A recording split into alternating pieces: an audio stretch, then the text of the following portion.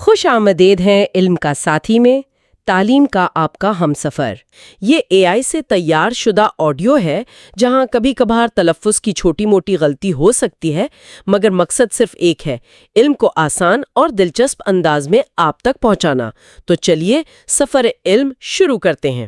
آج ہم گیری کاسپروف کی ایک بڑی ہی دلچسپ کتاب پر بات کر رہے ہیں، ڈیپ تھنکنگ۔ جی، اس کا جو پورا نام ہے نا وہ ہے ڈیپ تھنکنگ، جہاں مشینی ذہانت ختم ہوتی ہے اور انسانی تخلیقی صلاحیتیں شروع ہوتی ہیں۔ بالکل، اور یہ صرف شطرنج کی کہانی نہیں ہے، یہ اصل میں انسان اور مشین کے تعلق کی کہانی ہے۔ اور وہ بھی اس شخص کی زبانی جو اس جنگ کے بالکل مرکز میں کھڑا تھا۔ تو آئیے اس کہانی کو شروع سے شروع کرتے ہیں۔ جی، تو کہانی شروع ہوتی ہے 1985 میں جرمنی کے شہر ہیمبرگ سے۔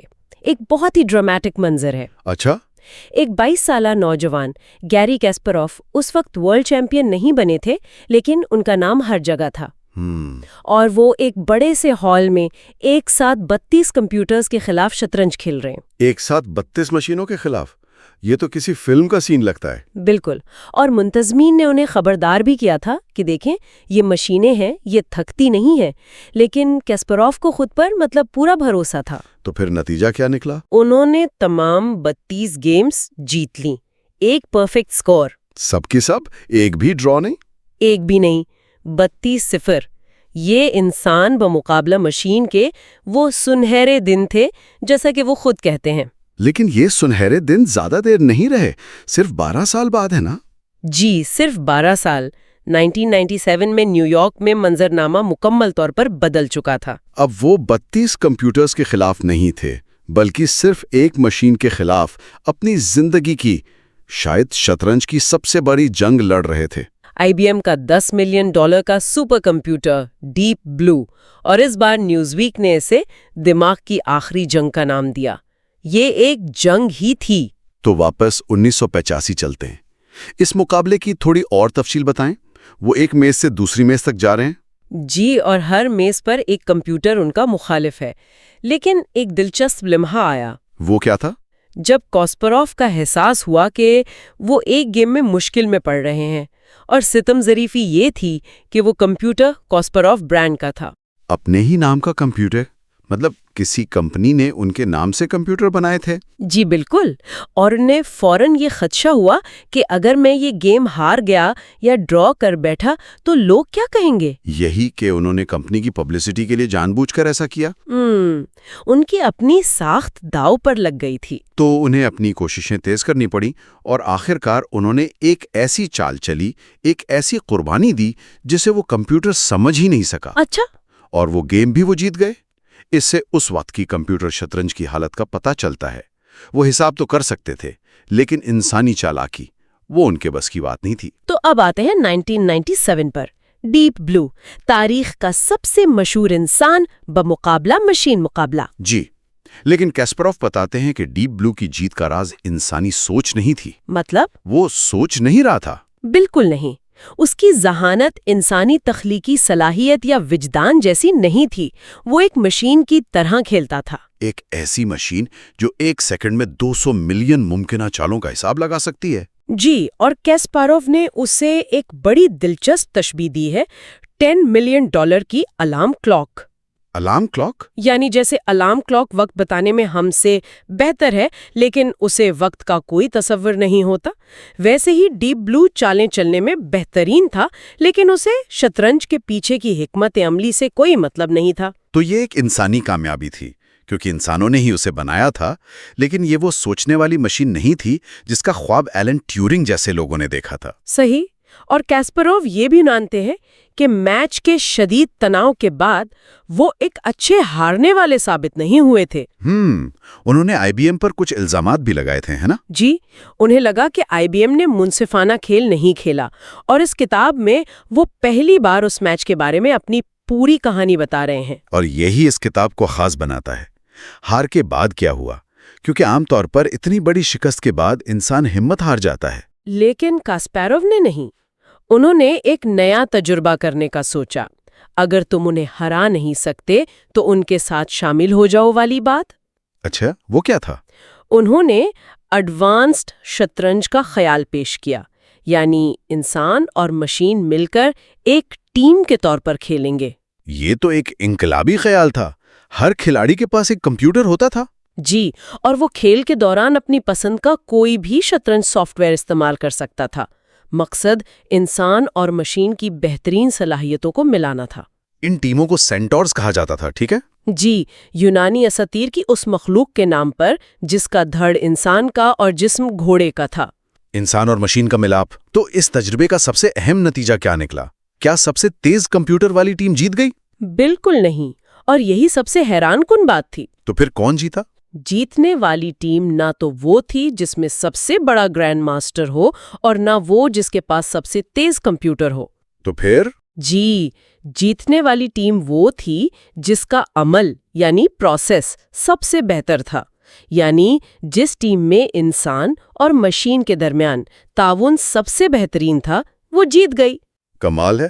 مطلب یہ صرف ٹیکنالوجی کی طاقت کے بارے میں نہیں بلکہ اس کے ساتھ ہمارے تعاون کے بارے میں ہے۔ بالکل، یہ سبق صرف شطرنج کا نہیں بلکہ ہر اس شعبے کا ہے جہاں انسان اور اے آئی مل کر کام کر رہے ہیں۔ کاسپروف اپنی بات کو سمجھانے کے لیے تاریخ سے بھی کچھ بڑی دلچسپ مثالیں دیتے ہیں۔ جی، جیسے 18ویں صدی کا دی ٹرک، ایک شطرنج کھیلنے والا میکینیکل آٹومیٹن جس نے نیپولین اور بینجامن فرینکلن جیسی شخصیات کو ہرایا۔ جی، لیکن بعد میں پتا چلا کہ اس کے اندر ایک انسان چھپا ہوا تھا۔ یہ ایک بہت بڑا دھوکہ تھا۔ کتنی عجیب بات ہے، اس وقت ایک انسان مشین ہونے کا ڈرامہ کر رہا تھا اور آج کل اس کے الٹ ہوتا ہے۔ وہ اپنی کہانی کو امریکی لوک ہیرو جان ہنری سے بھی تشبیہ دیتے ہیں۔ وہ ریلوے مزدور جس نے بھاپ سے چلنے والے ہتھوڑے کے خلاف مقابلہ کیا اور جیت گیا لیکن فوراً ہی مر گیا۔ شطرنج اور مصنوعی ذہانت کا جان ہنری کہتے ہیں۔ لیکن میری پسندیدہ مثال ایلیویٹر آپریٹرز کی ہے، وہ آج کے دور سے بہت ملتی جلتی ہے۔ جی ہاں، خودکار ایلیویٹرز کی ٹیکنالوجی 1900 سے موجود تھی، لیکن لوگوں کو بغیر آپریٹر کے ایلیویٹر میں سوار ہونے میں ڈر لگتا تھا۔ تو یہ ٹیکنالوجی کا مسئلہ نہیں تھا، یہ انسانی نفسیات کا مسئلہ تھا۔ بالکل۔ پھر 1945 میں ایک ہڑتال ہوئی اور اس کے بعد بڑی پبلک ریلیشنز مہم چلائی گئی، تب جا کر لوگوں نے اسے قبول کیا۔ اور یہی خوف آج ہم ڈرائیورلیس کاروں کے بارے میں دیکھتے ہیں۔ صحیح، لیکن ایک اہم فرق ہے۔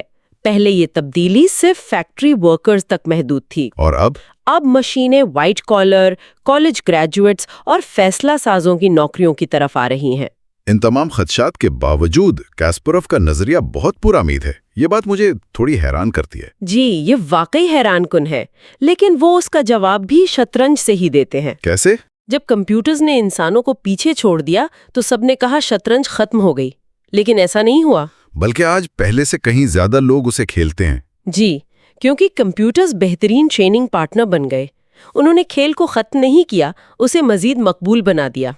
تو ان کا ماننا ہے کہ ذہین مشینیں ہمیں معمول کے ذہنی کاموں سے آزاد کریں گے، تاکہ ہم ان چیزوں پر توجہ مرکوز کر سکیں جو ہمیں واقعی انسان بناتی ہیں، ہماری تخلیقی صلاحیت، ہمارا تجسس، ہماری خوبصورتی کا احساس۔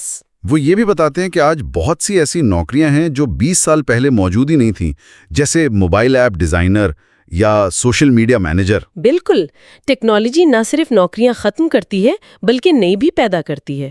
اور حفاظت کے معاملے میں لوگ مشینوں پر بھروسہ کرنے سے ڈرتے ہیں، لیکن اعداد و شمار بتاتے ہیں کہ 50% سے زیادہ ہوائی جہاز کے حادثے انسانی غلطی سے ہوتے ہیں۔ جیسے جیسے آٹومیشن بڑھ رہی ہے، ہوائی سفر محفوظ ہوتا جا رہا ہے۔ تو خلاصہ یہ ہے کہ گیری کاسپروف کا سفر 1985 میں 32 کمپیوٹرز پر مکمل فتح سے شروع ہوا۔ پھر 1997 میں ڈیپ بلو کے ہاتھوں ایک تکلیف دہ شکست تک پہنچا۔ اور پھر اس ہار کو ایک موقع میں بدل کر انسان اور مشین کے درمیان تعاون کے ایک نئے دور کی بنیاد رکھنے پر ختم ہوا۔ بالکل، اور کاسپاروف کا آخری پیغام یہ ہے کہ ہمیں اپنی ٹیکنالوجی اور خود سے بہترین فائدہ اٹھانے کے لیے اپنے خوف کا سامنا کرنا ہوگا۔ تو سننے والوں کے لیے ایک سوال چھوڑ جاتے ہیں۔ جی، کہ جب آپ پہلی بار ڈرائیور لیس کار میں بیٹھیں گے یا جب آپ کا نیا کمپیوٹر باس آپ کو کوئی حکم دے گا تو آپ کو کیسا محسوس ہوگا اور آپ اس کا سامنا کیسے کریں گے؟ خوف سے یا تعاون کی ہمت کے ساتھ؟ کاسپاروف کا جواب تو بہت واضح ہے۔ بالکل، مستقبل مقابلے میں نہیں، تعاون میں ہے۔ اگر پوڈ کاسٹ سنتے سنتے آپ کا دماغ ہاں یار یہ تو کمال کا کانٹینٹ ہے کہہ رہا ہے تو بھائی پھر لائک ضرور کرو، شیئر کر دو دوستوں کے ساتھ، اور ہاں سبسکرائب کا بٹن دبانا مت بھولنا، ورنہ اگلی دفعہ یہ علم کا خزانہ مس بھی ہو سکتا ہے۔ پہلا باب ہے باب 1، دماغ کا کھیل۔ یہ باب میرا خیال ہے اس بنیاد کو قائم کرتا ہے کہ آخر شطرنج کا کھیل اتنا خاص کیوں بن گیا۔ جی، یہ باب ہمیں شطرنج کی جڑوں تک لے جاتا ہے۔ اس کا آغاز 6 صدی سے بھی پہلے ہندوستان میں چترنگ نامی کھیل سے ہوا۔ وہاں سے یہ فارس گیا، پھر عرب دنیا، اور آخر میں یورپ پہنچا۔ آج ہم جو جدید شطرنج کھیلتے ہیں اس کی شکل 15ویں صدی کے آخر میں یورپ میں بنی۔ اچھا۔ جی، جب وزیر اور فیل جیسے مہروں کو زیادہ طاقتور بنایا گیا، جس سے کھیل میں ایک نئی تیزی اور گہرائی پیدا ہوئی۔ یعنی یہ کھیل صدیوں کا سفر طے کر کے ہم تک پہنچا ہے، اور یہ صرف کھیل نہیں رہا بلکہ ثقافت کا ایک اہم حصہ بن گیا ہے۔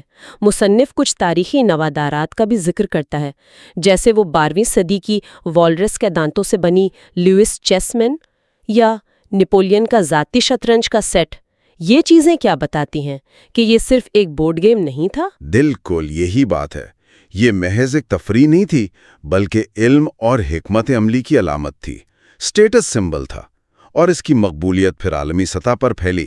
سوویت یونین نے تو اسے ریاستی سطح پر اپنایا۔ ہاں، وہ اسے کمیونسٹ نظام کی ذہنی برتری ثابت کرنے کا ایک ذریعہ سمجھتے تھے، ہے نا؟ جی، اور دوسری طرف ہندوستان میں وشوناتھن آنند کی کامیابی نے اسے کرکٹ کی طرح مقبول بنا دیا۔ مصنف اپنا ایک ذاتی تجربہ بیان کرتا ہے جو اس فرق کو واضح کرتا ہے۔ نیو یارک کی سڑکوں پر انہیں کوئی نہیں پہچانتا، لیکن نئی دہلی میں وہاں کیا ہوا؟ نئی دہلی میں عالمی چیمپئن بننے کے بعد انہیں ہوٹل سے باہر نکلنے کے لیے سیکیورٹی گارڈز کی ضرورت پڑ گئی۔ واہ، یہ تو بہت حیران کن بات ہے۔ لیکن یہاں ایک بنیادی سوال پیدا ہوتا ہے جس پر مصنف بھی بات کرتا ہے۔ آخر شطرنج ہی کیوں؟ اس 8x8 کے بورڈ میں ایسا کیا جادو ہے؟ مصنف کا خیال بہت دلچسپ ہے۔ وہ کہتا ہے کہ اس میں کوئی جادو نہیں ہے۔ اس کی مقبولیت کی وجہ کھیل کی کوئی اندرونی پراسرار خوبی نہیں، بلکہ تاریخی حالات ہیں۔ روشن خیالی کے دور میں جب ہر چیز کو منظم کیا جا رہا تھا، شطرنج کے قوانین کو بھی معیاری بنا دیا گیا۔ تو یہ ایک تاریخی اتفاق تھا؟ مطلب اگر اس وقت کوئی 10x10 کا بورڈ زیادہ مقبول ہوتا تو آج ہم اسے ذہانت کا معیار سمجھ رہے ہوتے۔ مصنف کا تو یہی کہنا ہے۔ اچھا، یہ تو شطرنج کی پوری پراسراریت ہی ختم ہو گئی۔ چلیں اب اس حصے پر آتے ہیں جس کے بارے میں واقعی متجسس تھی۔ یہ جو ایک عام خیال ہے کہ تمام شطرنج کے کھلاڑی سپر جینیس ہوتے ہیں، کتاب اس تصور کو سختی سے رد کرتی ہے نا؟ جی، مصنف اسے ایک بہت بڑا میتھک قرار دیتا ہے۔ وہ بتاتا ہے کہ جدید سائنس نے بھی اس خیال کو غلط ثابت کیا ہے۔ دماغی اسکین سے پتہ چلتا ہے کہ ماہر شطرنج کے کھلاڑی کھیلتے وقت منطقی حساب کتاب والے حصے سے زیادہ دماغ کے ویژول اسپیشل حصے استعمال کرتے ہیں۔ وہ پیٹرنز کو پہچاننے پر انحصار کرتے ہیں۔ اچھا، اسے چنکنگ کہتے ہیں؟ جی، چنکنگ۔ تو اس کا مطلب یہ ہوا کہ ایک عام کھلاڑی بورڈ پر ایک پیادہ، ایک گھوڑا اور ایک فیل الگ الگ دیکھتا ہے، جبکہ ایک گرینڈ ماسٹر پورے سسیلین ڈیفنس سیٹ اپ کو ایک ہی تصویر کے طور پر دیکھتا ہے۔ جیسے ہم کسی لفظ کے حروف کو الگ الگ نہیں پڑھتے بلکہ پورے لفظ کو ایک ساتھ پہچان لیتے ہیں۔ بالکل یہی بات ہے۔ یہ حساب سے زیادہ پیٹرن پہچاننے کی صلاحیت ہے جو سالوں کی مشق سے پیدا ہوتی ہے، اور پھر انسانی عنصر بھی ہے۔ ایک مشین کو تھکاوٹ، دباؤ یا جذبات کا سامنا نہیں کرنا پڑتا۔ جیسا کہ مشہور آرٹسٹ اور شطرنج کے کھلاڑی مارسل ڈشیمپ نے کہا تھا، تمام شطرنج کھلاڑی آرٹسٹ ہوتے ہیں۔ ان کا کھیل ان کی شخصیت کا عکس ہوتا ہے۔ مصنف نے اپنے آئی کیو ٹیسٹ کا قصہ بھی سنایا ہے نا؟ جب ایک جرمن میگزین نے افواہوں کو ختم کرنے کے لیے ان کا ٹیسٹ کروایا۔ ہاں، اور نتائج وہی نکلے جس کی توقع تھی۔ ان کا آئی کیو غیر معمولی نہیں تھا، لیکن ان کی یادداشت اور شطرنج سے متعلق پیٹرن پہچاننے کی صلاحیت بہت زیادہ تھی۔ مصنف خود کہتا ہے کہ اس کی اصل طاقت کوئی خداداد ذہانت نہیں، بلکہ نئے چیلنجز قبول کرنے کی آمادگی اور سخت محنت ہے۔ اور ثقافت نے اس میتھک کو مزید پختہ کیا ہے۔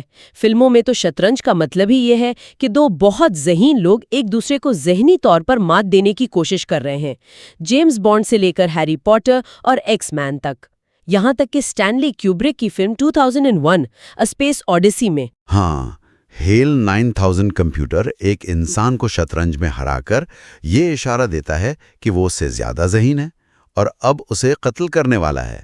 لیکن اس شہرت کا ایک منفی پہلو بھی ہے۔ شطرنج کے کھلاڑیوں کو اکثر سماجی طور پر عجیب اور دنیا سے کٹا ہوا سمجھا جاتا ہے۔ جی، مصنف اس کی وجہ یہ بتاتا ہے کہ شطرنج ایک 100% معلومات پر مبنی کھیل ہے۔ اس میں قسمت یا موقع کا کوئی عمل دخل نہیں۔ آپ جیتے یا ہارے، ذمہ داری صرف آپ کی ہے۔ اس میں کوئی بہانہ نہیں ہوتا، جو نئے کھلاڑیوں کے لیے بہت مشکل ہو سکتا ہے۔ سوائے سوویت یونین کے، جہاں صورتحال بالکل مختلف تھی، وہاں شطرنج کھیلنا ایک قابل احترام پیشہ تھا۔ جی ہاں، اور آخر میں باب پاگل جینیس کے دقیانوسی تصور پر بات کرتا ہے، جس کی سب سے بڑی مثال امریکی چیمپئن بوبی فشر ہیں۔ بہت سے لوگ سمجھتے ہیں کہ شطرنج نے انہیں پاگل کر دیا۔ لیکن مصنف کا موقف بہت گہرا ہے نا؟ جی، وہ کہتا ہے کہ فشر کو شطرنج نے پاگل نہیں کیا، بلکہ اپنی زندگی کے سب سے بڑے کام یعنی شطرنج کو چھوڑ دینے نے اسے توڑا۔ یہ ایک بہت گہرا نقطہ ہے، یعنی اس کی پوری شناخت ہی شطرنج سے تھی، اور جب وہ اس سے دور ہوا تو وہ خود کو کھو بیٹھا۔ تو ہم نے شطرنج کو انسانی ذہانت کی حتمی علامت کے طور پر قائم کر دیا۔ یہاں سے یہ تقریباً ناگزیر لگتا ہے کہ کوئی یہ کہے گا، کیا ہم ایک ایسی مشین بنا سکتے ہیں جو اس علامت کو فتح کر سکے؟ اور یہیں سے کہانی ایک نیا اور دلچسپ موڑ لیتی ہے۔ بالکل۔ اب ہم دوسرے باب کی طرف بڑھتے ہیں۔ باب 2، شطرنج کی مشینوں کا عروج۔ یہاں سے کہانی انسانی نفسیات سے نکل کر ٹیکنالوجی اور مصنوعی ذہنت کے میدان میں داخل ہوتی ہے۔ یہ باب ایک بڑے خواب سے شروع ہوتا ہے۔ ابتدائی کمپیوٹر سائنسدانوں کا خیال تھا کہ اگر وہ ایک ایسی مشین بنا لیں جو شطرنج کھیل سکتی ہو تو وہ انسانی ذہانت کے آزوں سے پردہ اٹھا لیں گے۔ ہاں، لیکن مصنف اسے شروع میں ہی ایک بنیادی غلط فہمی قرار دیتا ہے۔ وہ کہتا ہے کہ ہم اکثر مشین کی کارکردگی یعنی پرفارمنس کو اس کے طریقہ کار یعنی میتھڈ سے گڈمٹ کر دیتے ہیں۔ اچھا، مطلب یہ ضروری نہیں کہ ایک مشین جو انسانوں جیسے نتائج دے رہی ہو وہ انسانوں کی طرح سوچ بھی رہی ہو؟ بالکل، وہ ایک بالکل مختلف راستے سے بھی اسی منزل تک پہنچ سکتی ہے۔ یہ تو بہت بڑا نقطہ ہے۔ یعنی ہم یہ سمجھ بیٹھے ہیں کہ اگر مشین ہماری طرح شطرنج کھیل سکتی ہے تو وہ ہماری طرح سوچ بھی رہی ہوگی۔ جی، تو اس سفر کی شروعات کہاں سے ہوئی؟ اس کی نظریاتی بنیاد 1949 میں انفارمیشن تھیوری کے بانی کلاڈ شینن نے اپنے ایک مشہور مقالے میں رکھی۔ شینن نے بتایا کہ شطرنج مصنوعی ذہانت کے لیے ایک مثالی ٹیسٹ کیوں ہے۔ اس کے اصول واضح ہیں، یہ نہ تو بہت آسان ہے اور نہ ہی اتنا پیچیدہ کہ کوئی پیشرفت ہی نہ ہو سکے۔ اس کے لیے سوچ کی ضرورت ہوتی ہے۔ اور شینن نے ہی وہ 2 بنیادی راستے دکھائے جن پر مشینیں چل سکتی تھیں۔ جی، اس نے 2 طریقے تجویز کیے۔ ٹائپ اے، جسے ہم بروٹ فورس کہتے ہیں، یعنی ہر ممکنہ چال اور اس کے جواب کا جائزہ لینا۔ بالکل، اور دوسرا ٹائپ بی یعنی ذہین تلاش یا انٹیلیجنٹ سرچ، جو انسانوں کی طرح کام کرتی ہے اور صرف چند بہترین چالوں پر توجہ مرکوز کرتی ہے۔ کتاب میں دی گئی بیکری کی مثال یہاں بہت اچھی ہے۔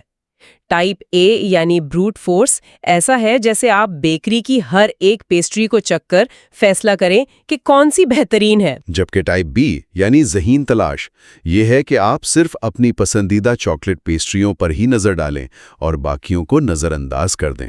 صحیح۔ بالکل، اور انسانی سوچ واضح طور پر ٹائپ بی کی طرح ہے، لیکن اس میں ایک اور چیز بھی شامل ہے: انتشار، وجدان اور غیر متوقع خیالات۔ مصنف نے شطرنج کے سابق عالمی چیمپئن میخائل تال کا ایک شاندار قصہ سنایا ہے۔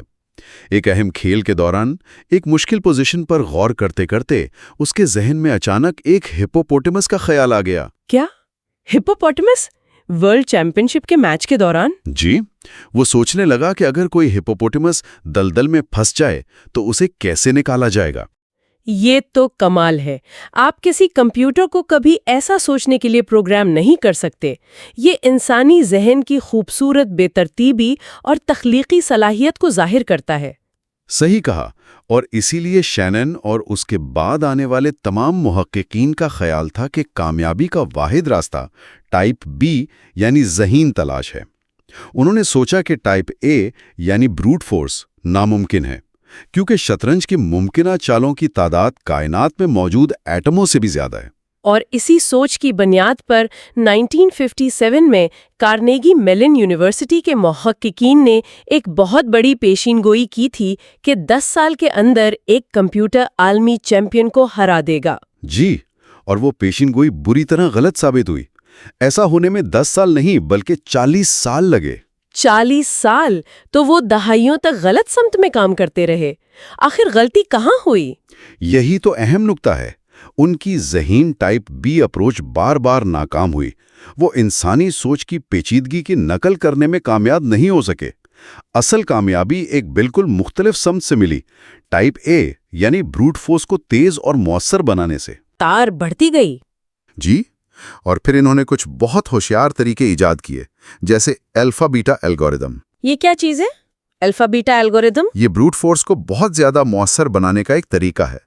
اس کا بنیادی خیال یہ ہے کہ کمپیوٹر کو یہ کہنے کی صلاحیت دی جائے کہ اوہ، چالوں کا یہ پورا سلسلہ ایک بہت ہی بری پہلی چال سے شروع ہوتا ہے، اس لیے میں اس پورے راستے پر جا کر اپنا وقت ضائع نہیں کروں گا۔ یہ ایک طرح کی شارٹ کٹ ٹیکنیک ہے۔ اچھا، تو کامیابی انسانی سوچ کی نقل کرنے میں نہیں بلکہ مشین کی اپنی طاقت یعنی بے پناہ رفتار سے حساب لگانے کی صلاحیت کو بہتر سے بہتر بنانے میں تھی۔ انہوں نے مشین کو انسان بنانے کی کوشش چھوڑ دی اور اسے ایک بہتر مشین بننے دیا۔ رفتار ہی سب کچھ تھی۔ بالکل، اور اس کے بعد پیش رفت تیز ہو گئی۔ 1980 کی دہائی میں بیل نامی ایک مشین ماسٹر کی سطح پر پہنچ گئی۔ 1988 میں کارنیگی میلن کی ہائی ٹیک نے پہلی بار کسی مشین کے لیے گرینڈ ماسٹر کی ریٹنگ حاصل کی، اور پھر اسی سال ایک تاریخی لمحہ آیا جب ڈیپ تھاٹ نامی مشین نے پہلی بار ایک گرینڈ ماسٹر کو ٹورنامنٹ کے کھیل میں شکست دی۔ اور ڈیپ تھاٹ ہی وہ پروجیکٹ تھا جو آگے چل کر ڈیپ بلو بنا، یعنی مصنف کی کہانی کا ویلن یہیں سے پیدا ہونا شروع ہو گیا تھا۔ جی ہاں، ڈیپ تھاٹ بنانے والی ٹیم IBM میں شامل ہو گئی اور اس پروجیکٹ کو بے پناہ وسائل اور ایک نیا نام ملا، ڈیپ بلو۔ وہ مشین جو بآخر مصنف کے خلاف تاریخ کا سب سے مشہور شطرنج میچ کھیلے گی۔ تو آج ہم نے دیکھا کہ کس طرح شطرنج ایک قدیم کھیل سے انسانی ذہانت کی ثقافتی علامت بنی۔ یہ انسانی حکمت عملی، گہری سوچ اور تخلیقی صلاحیتوں کا مظہر سمجھا جاتا تھا، اور پھر یہی علامت مصنوعی ذہانت کی دنیا کے لیے حتمی امتحان بن گئی۔ اور اس سفر میں سب سے حیران کن بات یہ سامنے آئی کہ شروع میں جو سمجھا جاتا تھا وہ بالکل غلط نکلا۔ یہ خیال کہ ایک انسان کو شطرنج میں ہرانے کے لیے مشین کو ایک انسان کی طرح سوچنا پڑے گا، اسے انسانی وجدان کی نقل کرنی ہوگی، یہ راستہ ناکام ہو گیا۔ کامیابی ایک بالکل مختلف غیر انسانی نقطہ نظر کو اپنانے سے ملی، یعنی خالص حسابی طاقت اور رفتار۔ تو یہ کہانی ہمیں ایک بہت بڑا سوال سوچنے پر مجبور کرتی ہے۔ اگر شطرنج جیسے ذہین کھیل میں بھی کامیابی کا سب سے مؤثر راستہ سب سے زیادہ انسانی راستہ نہیں تھا، تو آج جب مصنوعی ذہانت ہماری زندگی کے ہر شعبے میں آ رہی ہے، آرٹ سے لے کر میڈیسن تک، تو اس کا کیا مطلب ہے؟ کیا ہمیں ہمیشہ سب سے انسانی حل تلاش کرنا چاہیے، یا ہمیں ایسے غیر انسانی حلوں کو قبول کرنے کے لیے تیار رہنا چاہیے جو شاید زیادہ مؤثر ہوں؟ ہم کتاب کے تیسرے باب سے اپنی بات چیت کا آغاز کرتے ہیں، جس کا عنوان ہے انسان بامقابلہ مشین۔ یہ بیانیہ تو بہت پرانا اور تھکا ہوا لگتا ہے نا، کہ مشینیں آ رہی ہیں اور ہماری نوکریاں کھا جائیں گی۔ جی، اور کاسپاروف اس بات کو تسلیم کرتے ہیں۔ وہ کہتے ہیں کہ یہ خوف صنعت انقلاب سے ہمارے ساتھ ہے۔ پھر 1960 کی دہائی میں فیکٹریوں میں روبوٹس آئے تو یہی خوف دوبارہ جاگ گیا، اور آج ہم وکیلوں، ڈاکٹروں اور تخلیقی کام کرنے والوں کو AI سے ڈرتا ہوا دیکھ رہے ہیں۔ لیکن یہاں کاسپاروف ایک بالکل مختلف نقطہ پیش کرتے ہیں۔ جی، ایک چونکا دینے والا نقطہ۔ وہ اسے خطرہ نہیں سمجھتے۔ یہ تو بہت عجیب بات ہے، خاص طور پر ایک ایسے شخص کی طرف سے جسے ایک مشین نے دنیا کے سامنے شکست دی ہو۔ یہیں پر ان کی سوچ واقعی دلچسپ ہو جاتی ہے۔ وہ اسے خطرہ نہیں بلکہ انسانی ترقی کی سب سے بڑی علامت سمجھتے ہیں۔ اور وہ ایک بہت سخت مثال دیتے ہیں.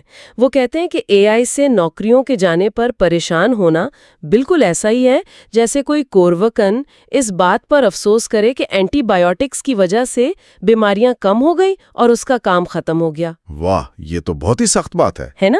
یعنی وہ کہہ رہے ہیں کہ یہ تو ترقی کی قیمت ہے، بلکہ قیمت بھی نہیں، یہ خود ترقی ہے. اس پر رونا بیوقوفی ہے. بالکل. ان کے مطابق انسانوں سے مشینوں کو کام کی منتقلی ہی تہذیب کی تاریخ ہے. ہم نے ہل ایجاد کیے تاکہ ہمیں ہاتھ سے زمین نہ کھودنی پڑے. ہم نے کیلکولیٹر بنائے تاکہ حساب کتاب آسان ہو. ہر بار ہم نے ایک کام مشین کو سونپا تاکہ ہم مزید بڑے اور اہم کاموں پر توجہ دے سکیں. وہ کہتے ہیں کہ پیچھے جانے کا کوئی راستہ نہیں، صرف آگے ہی بڑھنا ہے. اور اسی سوچ کو آگے بڑھاتے ہوئے وہ ایک تاریخی واقعے کا ذکر کرتے ہیں جسے وہ سپٹنک لمحہ یا سپٹنک مومنٹ کہتے ہیں. اس کا کیا مطلب ہے؟ دیکھیں، 1957 میں جب سوویت یونین نے دنیا کا پہلا سیٹلائٹ سپٹنک خلا میں بھیجا تو امریکہ میں جیسے ایک بھونچال آ گیا تھا. انہیں لگا کہ وہ ٹیکنالوجی کی دوڑ میں بری طرح پیچھے رہ گئے ہیں. اچھا.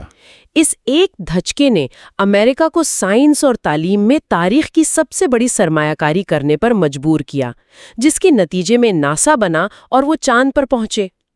کیسپروف کہتے ہیں کہ امریکہ نے اس پہلے سپٹنک لمحے پر تو زبردست رد عمل دکھایا، لیکن بعد میں سست پڑ گیا. بالکل. وہ کہتے ہیں کہ جب 1980s کی دہائی میں جاپانی مینوفیکچرنگ نے امریکی صنعت کو چیلنج کیا، یا آج جب چین اے آئی میں اربوں ڈالر لگا رہا ہے، تو امریکہ میں وہ پرانا عزم نظر نہیں آتا. وہ 1957 کی ایک رپورٹ کا حوالہ دیتی ہیں جس میں کہا گیا تھا کہ سوویت یونین میں سائنس کا احترام تھا جبکہ امریکی آرام طلبی کے عادی ہو چکے تھے. کیسپاروف کو ڈر ہے کہ امریکہ آج پھر اسی مقام پر کھڑا ہے جہاں وہ ماضی کی کامیابیوں پر مطمئن ہے. ٹھیک ہے، یہ تو ایک بڑا سیاسی اور معاشی نقطہ ہے. اب اس سب کو شطرنج سے جوڑتے ہیں. کیسپاروف تو خود اس انسان بمقابلہ مشین جنگ کا پوسٹر بوائے تھے. وہ اس تجربے کو کیسے دیکھتے ہیں؟ یہاں وہ اس پوری سوچ کو ایک نیا اور ذاتی رخ دیتے ہیں. وہ کہتے ہیں کہ لوگ غلط سمجھتے ہیں. میرا مقابلہ ڈیپ بلو سے نہیں تھا، یعنی مشین کے خلاف نہیں تھا، بلکہ یہ انسانوں کا خود سے مقابلہ تھا، اپنی حدود کو چیلنج کرنے کا ایک موقع. اچھا. انہوں نے ڈیپ بلو کا سامنا کرنے کا فیصلہ اس لیے کیا کیونکہ وہ تاریخ کا حصہ بننا چاہتے تھے، اس سے بھاگنا نہیں چاہتے تھے. یہ ایک عام خوف ہے. مجھے یاد ہے جب ڈیپ بلو جیتا تھا تو بہت سے لوگوں نے کہا تھا کہ بس اب شطرنج ختم، یہ کھیل اب مشینوں کا ہو گیا، انسانوں کے لیے اس میں کچھ نہیں بچا. بالکل برعکس ہوا. حقیقت میں کمپیوٹرز نے شطرنج کو تباہ نہیں کیا بلکہ اسے مزید جمہوری بنا دیا. جمہوری؟ کیسے؟ چیس بیس جیسے سافٹ ویئر اور مضبوط شطرنج انجنز کے بدولت دنیا کے کسی بھی کونے میں بیٹھا ایک باصلاحیت نوجوان اب مہنگے کوچز کے بغیر بھی گرینڈ ماسٹر بن سکتا ہے. اس ٹیکنالوجی نے شطرنج سے پرانی سوویت اجارہ داری ختم کر دی اور چین اور بھارت جیسی نئی طاقتوں کو جنم دیا. تو مطلب ایک سستا کمپیوٹر ہی آپ کا ذاتی گرینڈ ماسٹر ٹرینر بن گیا. بالکل. کتاب ایک بہت دلچسپ ذاتی کہانی بھی ہے، ایک ویڈیو گیم کے بارے میں. جی، اور یہ کہانی بہت مزیدار ہے.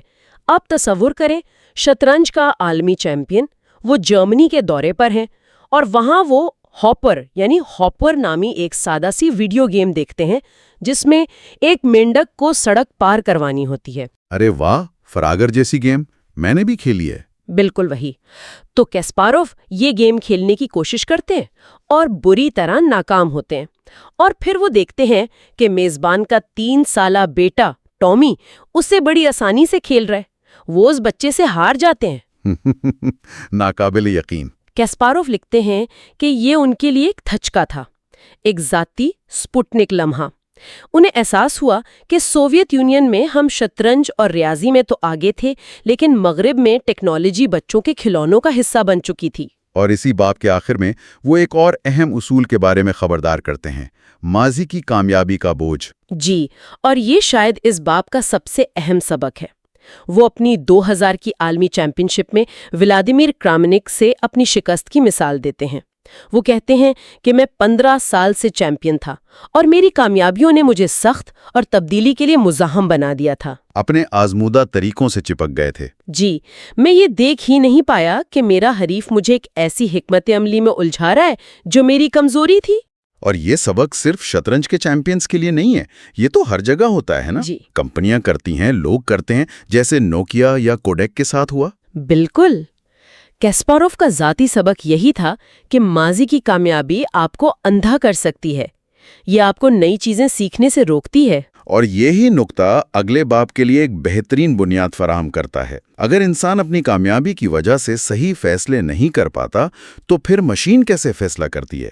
اس کے لیے اہم کیا ہوتا ہے؟ یہی سوال ہمیں کتاب کے چوتھے باب کی طرف لے جاتا ہے، جس کا عنوان ہے مشین کے لیے کیا اہم ہے۔ جی، اور اس باب کا آغاز ایک بہت مشہور سائنس فکشن کتاب دی ہچ hikers guide to the Galaxy کے حوالے سے ہوتا ہے۔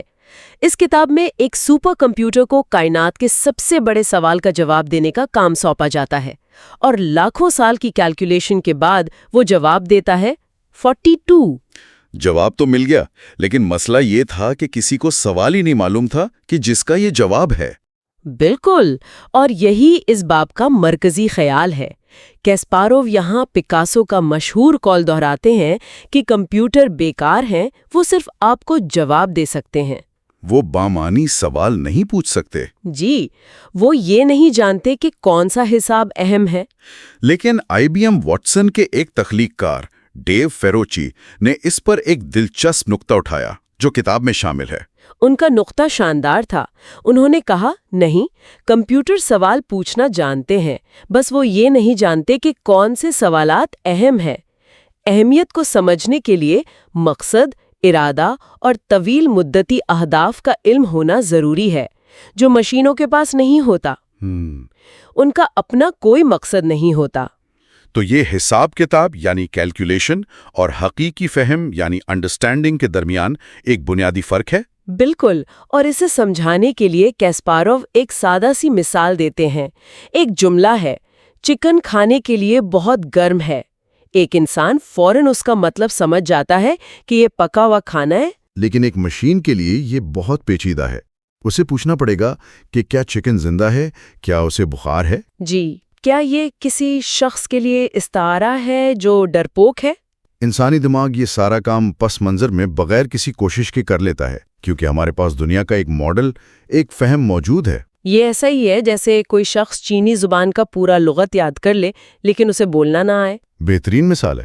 تو اس کا شطرنج سے کیا تعلق ہے؟ یہاں کیسپاروو ایک اور حیران کن بات بتاتے ہیں۔ وہ کہتے ہیں کہ سب کو لگتا تھا کہ شطرنج انسانی ذہانت کا سب سے بڑا امتحان ہے، لیکن حقیقت میں شطرنج اتنی بھی پیچیدہ نہیں تھی کہ اسے ہرانے کے لیے حقیقی ذہانت یا فہم کی ضرورت پڑے۔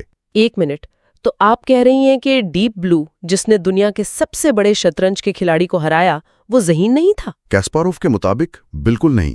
ڈیپ بلو کی جیت محض تیز رفتاری سے حساب کتاب یعنی بروٹ فورس کیلکولیشن کا نتیجہ تھا۔ وہ ایک سیکنڈ میں 20 کروڑ چالیں سوچ سکتا تھا۔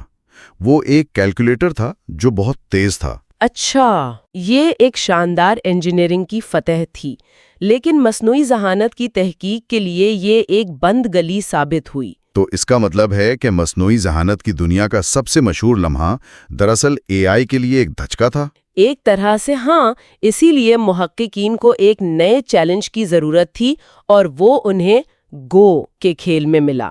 اسی لیے گو کو مصنوعی ذہانت کا نیا ڈروسوفیلا کہا گیا۔ یہ ایک دلچسپ اصطلاح ہے، ڈروسوفیلا۔ اس کا کیا مطلب ہے؟ بالکل، اور اس کا مطلب یہ ہے کہ جیسے سائنسدان جینیات کو سمجھنے کے لیے ڈروسوفیلا یعنی پھل مکھی پر تجربات کرتے ہیں، کیونکہ وہ ایک سادہ ماڈل ہے۔ جی، اسی طرح اے آئی کے محققین کے لیے گو ایک بہترین ٹیسٹنگ گراؤنڈ بن گیا، جہاں وہ اپنی جدید ترین تھیوریز کو آزما سکتے تھے۔ اور گو اتنا مختلف کیوں ہے؟ کیونکہ گو میں ممکنہ چالوں کی تعداد اتنی زیادہ ہے کہ اسے سادہ حساب کتاب سے جیتا ہی نہیں جا سکتا۔ یہاں رفتار کام نہیں آ سکتی تھی، یہاں مشین کو انسانوں کی طرح انٹیوشن یا سمجھ پیدا کرنی پڑی۔ اور یہیں پر ڈیپ مائنڈ کا الفا گو سامنے آیا۔ جی ہاں، یہی حقیقی پیش رفت تھی۔ الفا گو نے دنیا کے بہترین کھلاڑی لی سیڈول کو ہرایا۔ لیکن اس نے یہ کام ڈیپ بلو کی طرح نہیں کیا. اس نے نیورل نیٹورکس اور مشین لرننگ کا استعمال کرتے ہوئے کروڑوں گیمز خود اپنے خلاف کھیل کر کھیلنا سیکھا تھا. تو وہ صرف اصولوں پر عمل نہیں کر رہا تھا بلکہ اپنی حکمت عملی خود بنا رہا تھا. بالکل. کیسپروف کہتے ہیں ڈیپ بلو ایک ختام تھا، الفا گو ایک آغاز ہے. تو اس باب کا آخری نقطہ مصنوعی ذہانت کے مستقبل کے بارے میں ہے. یہ سفر کہاں جا رہا ہے؟ جی، کیسپروف کہتے ہیں کہ یہ ایک 3 قدمی عمل ہے. پہلے ہم ایسی مشینیں بناتے ہیں جو ہمارے دیے گئے اصولوں پر سختی سے عمل کرتی ہیں، جیسے ڈیپ بلو. دوسرے قدم میں ہم اصولوں میں نرمی کرتے ہیں اور انہیں ڈیٹا سے خود سیکھنے دیتے ہیں، جیسے الفا گو. لیکن وہ کہتی ہیں کہ حتمی مقصد اور حقیقی ذہانت کا مرحلہ وہ ہوگا جب ہم ایسی مشینیں بنائیں گے جو یہ جانتی ہوں کہ اصولوں کو کب توڑنا ہے، متوقع کرنا ہے. بالکل، کیونکہ حقیقی عظمت کی نشانی یہی ہے. تو ہم نے مشینوں کے خوف سے بات شروع کی اور اب ہم تخلیقی صلاحیت، مقصد اور ذہانت کی فطرت پر گفتگو کر رہے ہیں. اس سب کا خلاصہ کیا ہے؟ ہم اس سے کیا سیکھیں؟ اس کا خلاصہ یہ ہے کہ انسان بمقابلہ مشین کا فریم ورک ہی غلط اور محدود ہے. اصل کہانی انسان ساتھ مشین کی ہے. یہ نئے ٹولز، یہ مشینیں ہمیں کمزور نہیں کر رہیں، بلکہ یہ ہمیں مزید بڑا سوچنے پر مجبور کر رہی ہیں، بہتر سوالات پوچھنے پر اور ان چیزوں پر توجہ مرکوز کرنے پر جو صرف اور صرف انسان کر سکتے ہیں. جی، مقاصد طے کرنا، خواب دیکھنا، تجسس کرنا اور یہ سمجھنا کہ چیزیں کیوں اہم ہیں. تو کیسپروف ہمیں ایک آخری سوچ کے ساتھ چھوڑ جاتے ہیں. وہ کہتے ہیں کہ ہمیں اس بات کی فکر کم کرنی چاہیے کہ مشینیں کیا کر سکتی ہیں، اور اس بات پر زیادہ توجہ دینی چاہیے کہ وہ اب بھی کیا نہیں کر سکتی. تو شاید ہمارے لیے اصل سوال یہ ہے کہ وہ کون سے انسانی محاذ ہیں، وہ کون سی سرحدیں ہیں جنہیں ٹیکنالوجی ابھی تک چھو نہیں سکی، اور ہم اپنے ان نئے اور طاقتور ٹولز کو انہیں دریافت کرنے میں اپنی مدد کے لیے کیسے استعمال کر سکتے ہیں. باب 5، ذہن کیا چیز ہے؟ اور یہیں سے ہمیں اندازہ ہوتا ہے کہ شطرنج صرف مہروں کو آگے پیچھے کرنے کا نام نہیں ہے. نہیں، بالکل نہیں. مصنف کہتے ہیں کہ یہ ایک مقابلہ ہے. مقصد صرف اچھا کھیلنا نہیں بلکہ جیتنا ہے. اور اس میں جو شدید نفسیاتی اور جسمانی دباؤ ہوتا ہے نا، سائنسدان اسے باقاعدہ سٹریس رسپانس پروسیس کہتے ہیں. مطلب کھیل کے دوران ایڈرینلین اور جذبات کا جو اتار چڑھاؤ ہے وہ کھلاڑی کو ذہنی اور جسمانی طور پر نچوڑ دیتا ہے. اور سب سے مشکل حصہ تو ہار سے نپٹنا ہے. دوسرے کھیلوں میں تو آپ کسی اور کو الزام دے سکتے ہیں، ہاں، ریفری کو، ٹیم کو، قسمت کو. شطرنج میں کوئی بہانہ نہیں ہے. ہار کی ساری ذمہ داری آپ پر ہوتی ہے. صحیح. اس لیے ایک عظیم کھلاڑی کو ہار کو بھولنے اور اس سے سیکھنے کے بیچ ایک بہت نازک توازن رکھنا پڑتا ہے. یہیں پر کھیل کے مختلف فلسفے بہت دلچسپ ہو جاتے ہیں. مصنف 2 عالمی چیمپئنز کا ذکر کرتے ہیں، ایمانوئل لاسکر اور ولہم سٹینٹس. جی، لاسکر کے لیے شطرنج ایک لڑائی تھی. ان کا مشہور فلسفہ تھا بورڈ کو نہیں، انسان کو کھیلو. یعنی ایسی چال چلو جو تکنیکی طور پر شاید بہترین نہ ہو لیکن آپ کے مخالف کو سب سے زیادہ پریشان کر دے. اور اس کے بالکل برعکس تھے ولہم سٹینٹس. ہاں، سٹینٹس کہتے تھے میرا مخالف ایک تجریدی خیال یا ایک خودکار مشین بھی ہو سکتا ہے. اور یہ الفاظ انہوں نے 1894 میں کہے تھے. مطلب کتنی بڑی پیشگوئی تھی یہ. بالکل. انہیں کبھی حقیقی مشین کا سامنا نہیں کرنا پڑا لیکن ان کی سوچ نے مستقبل دیکھ لیا تھا. تو ایک طرف نفسیاتی جنگ ہے اور دوسری طرف خالص ریاضی. کیسپاروف خود کہاں کھڑے تھے؟ وہ ان دونوں کا ایک امتزاج تھے.